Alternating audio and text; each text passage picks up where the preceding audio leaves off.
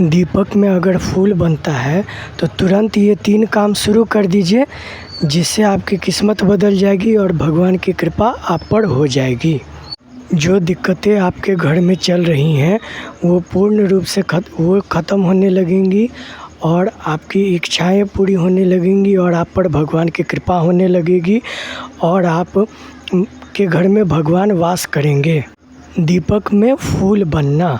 दीपक में फूल कब बनता है और क्यों बनता है? दीपक में फूल तभी बनता है जब भगवान आपको कोई संकेत देते हैं, ख़ास तौर पर आपकी पूजा स्वीकार होने पर, तब आपके दीपक में फूल बनता है। और वैसे तो भगवान आपको कई प्रकार से संकेत देते हैं, जिन्हें आप समझ भी पाते हैं कई बार और जिन्हें आप नहीं भी समझ पाते हैं। और वैसे तो भगवान आपको कई प्रकार से संकेत देते हैं, जैसे आपको बार बार पूजा करते टाइम फूल गिर जाता है, और या फिर आपको सपने के माध्यम से भगवान के दर्शन होते हैं, या आपकी कोई इच्छा पूरी हो जाती है और बार बार आपको सपने में भगवान के दर्शन होना, इस प्रकार के संकेत आपको भगवान देते हैं।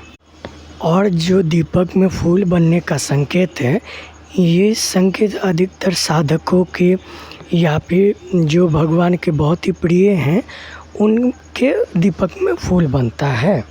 और ये जो फूल है ये बार बार नहीं बनता। कभी आप सोचोगे कि भगवान का संकेत है तो बार बार आएगा, ऐसा नहीं होता। ये फूल ज़्यादातर साधनाओं के टाइम में बनता है, या तो नवरात्रि के टाइम में बनता है, या फिर पितृपक्ष के दौरान ये फूल ज़्यादातर बनता है।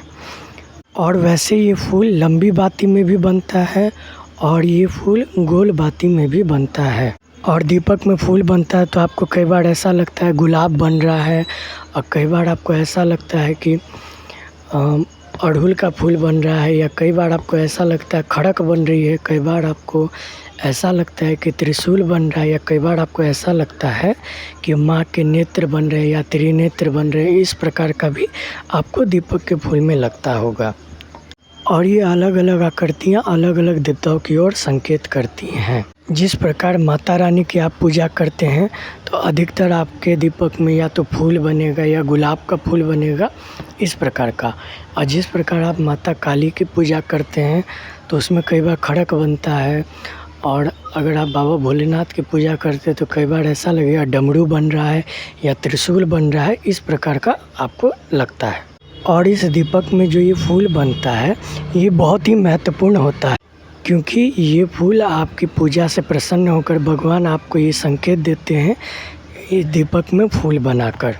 और दीपक अगर तीव्र गति से जलता है तो इसका भी ये संकेत है कि भगवान आपसे प्रसन्न है। और जब भी आपके दीपक में फूल बने तो आपको ये 3 काम बहुत ही जल्दी शुरू कर देने चाहिए, जिससे कि आपको भगवान की कृपा बहुत जल्दी मिलेगी। और आपके भगवान मतलब जिस प्रकार भगवान आपके चौखट पे खड़े हैं तो वो आपके घर में आके विराजमान हो जाएंगे, और आपकी आर्थिक रूप से भी उन्नति होगी।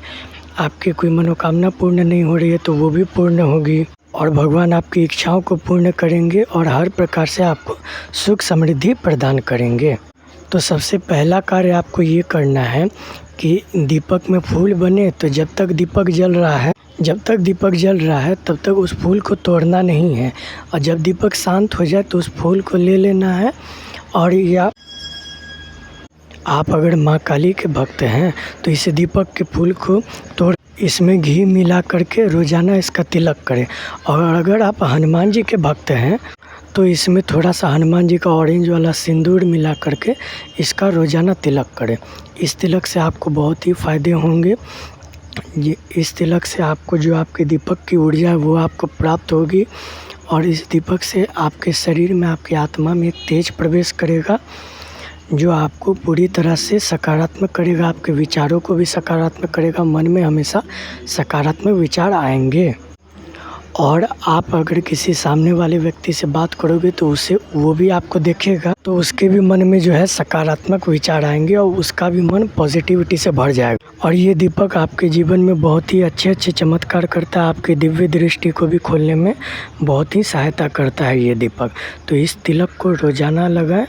और अगर आप तिलक लगा के कहीं नहीं जा सकते, जैसे स्कूल हो गया या और कोई अन्य जगह, तो आप अपने कान के पीछे इस तिलक को हल्का सा लगा लें।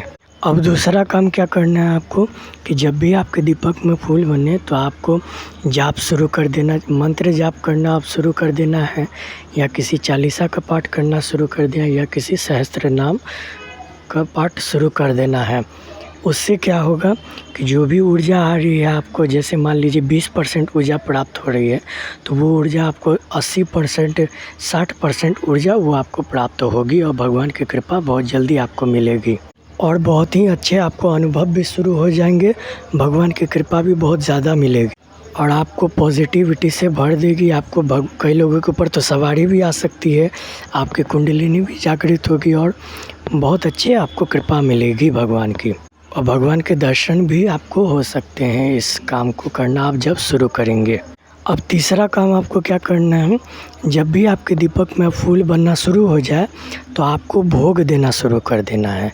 जैसे कि अग्यारी पे भोग हो गया, और अगर आप वैसे नॉर्मल जो आप भोग लगाते हो भगवान को जो भी मिश्री मेवे का, तो वो भोग आपको जैसे मान के चलिए आप साल में एक बार देते तो आपको महीने में शुरू कर देना। अगर आप महीने में एक बार देते तो आपको हफ्ते में एक बार देना शुरू कर देना।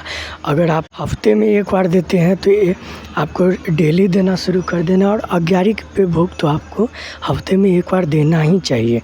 इससे क्या होगा कि जितने भी योनियाँ हैं, पितृ योनि हो गई, देव योनि हो गई या प्रेत योनि भी हो गई, ये सभी योनियाँ भोग से तृप्त होती हैं, तो भोग आपको ज़रूर से ज़रूर देना है।